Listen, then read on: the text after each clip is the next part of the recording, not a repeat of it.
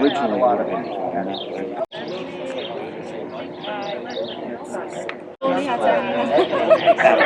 But still high school.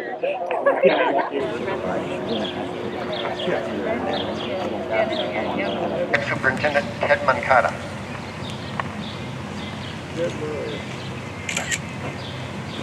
Then we have from DOH Associates, who are contracted to serve as our owner's representatives, Larry Gangle and Chris Shedd. Thank you. Then we have our state legislator, Tom Dent. We have our state senator, Judy Warnick. We have County Commissioner Rob Jones. And then we have the executive director of the Moses Lake Downtown Association, Lexi Smith, here. Thank you. And then we have city staff. We have Allison Williams, our city manager. Parks, Recreation, and Culture Services Director, Susan Suiso, sorry. We have some parks staff here. We have Deputy City Clerk Jen Schober and other city staff. So thank you all for coming. We appreciate your presence here. So a little history about the development of this property. The Larson Playfield was donated to the city of Moses Lake by Youth Baseball Incorporated in 1967. In 1968, the property was formally named in memory of Major Donald A. Larson, therefore the name Larson Playfield and Larson Recreation Center. City records show many improvements over the years for outfield fences, bleachers, sprinklers, and lighting funded by a variety of ways with city funds, donations, and grants. It wasn't until December of 2001 when the Parks, Recreation, and Cultural Services Advisory Board recommended that the city purchase the former Desert Oasis batting cage complex, which had an arcade, a driving range, a public meeting space, and a police substation. The ground floor was remodeled to feature maintain the featured batting cages. There was concessions, an ice rink, and a party room. And the second floor was developed into an area for teens called the Loft. This area was open for teens to complete their homework with computers that were actually donated by Moses Lake Industry and a general place to hang out. When the second floor deck was failing, the deck was removed, and then there was no emergency exit from the second floor, and we had to declare the building no occupancy building.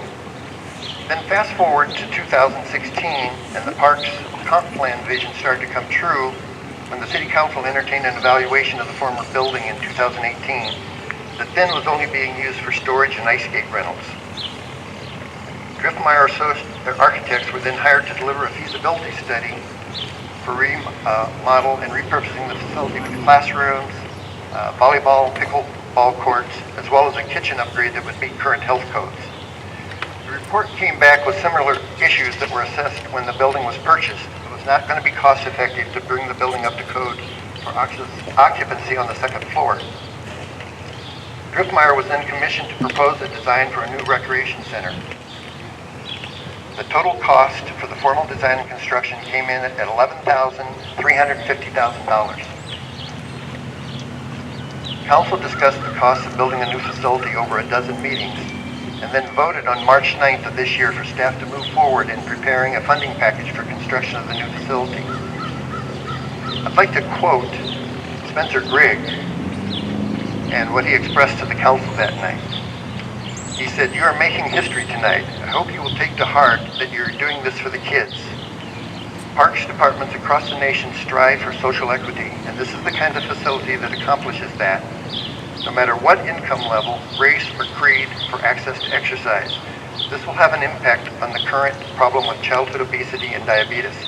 The reality in Moses Lake is that we currently rely on shared space for activities at school facilities. As the community grows, the shared space is less and less available. The new facility will allow recreation staff to enhance several youth events that will bring new business to the local community." Now, you can see a picture here of our new facility. And so it's designed to have several locker rooms on the ground floor in hopes of hosting future ice hockey tournaments. The ground floor will also have a gym, classrooms, and a kitchen. The second floor will have offices for Parks and Rec staff, and that move will lead to the expansion of the police department into their old space over on Balsam Street. Special thanks to everybody who was able to attend this historic event. Thanks to the Park Advisory Board members for the input on the planning of the new facility and new activities. Thanks to the staff at Driftmeyer Associates for completing the building design. Thanks to the staff at Leon and Keeble who have been hired for the building construction. Thanks to our local hoteliers and hotel guests for the portion of LTAC funds that are being allocated towards this project. Thanks to the Washington State Treasurer's low-interest financing program known as the LOCO program. Thanks to consultants Larry Gaggle of DOH Associates for construction oversight. And finally, thanks to the dedication of the city staff and the city council to see this project come to fruition. The greatest investment a city can make is in its youth. And that's what this day is about. Thank you.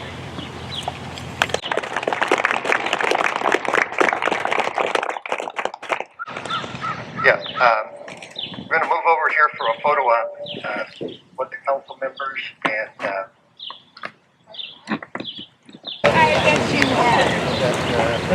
there's one more over there.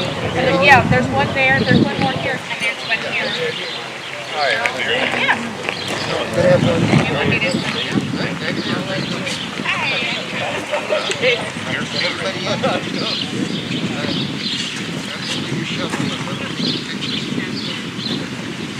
Okay, ready?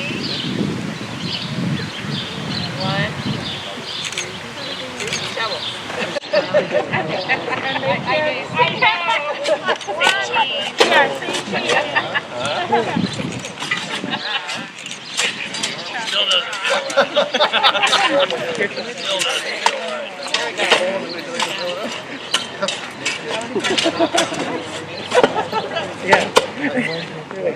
Just a beautiful design. I think they went quite above and beyond on the aesthetically speaking here for the parking lot. And the proper northing should be about like that. This is the existing ice skating rink. This is the footprint of the new building. Okay. This is all sidewalk here. This is going to be an asphalt turnabout. And then the parking lot will come through and it'll tie into the existing parking lot there, Brendan.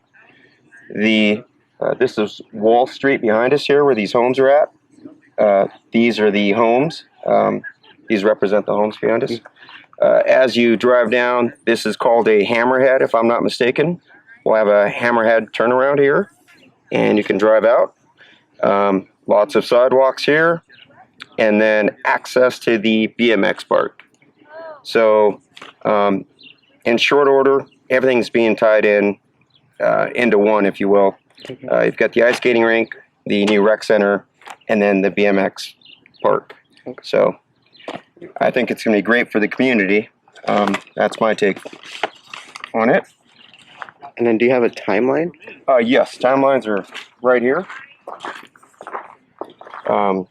Again, this is still for review. So, and things are going to change, but this is what we're aiming for at this time. So our end date, let's see if I can find it here. Final completion be 6/14/22. Okay, that's our goal date. That's what we want to hit. Okay. Does that answer your Yeah. question? And then time we expect to spend on whether it's digging for the foundations or whether it's putting the grass seed down or whatever it is. We have a general time that every item should take, and that's our goal to meet those dates and days. Okay.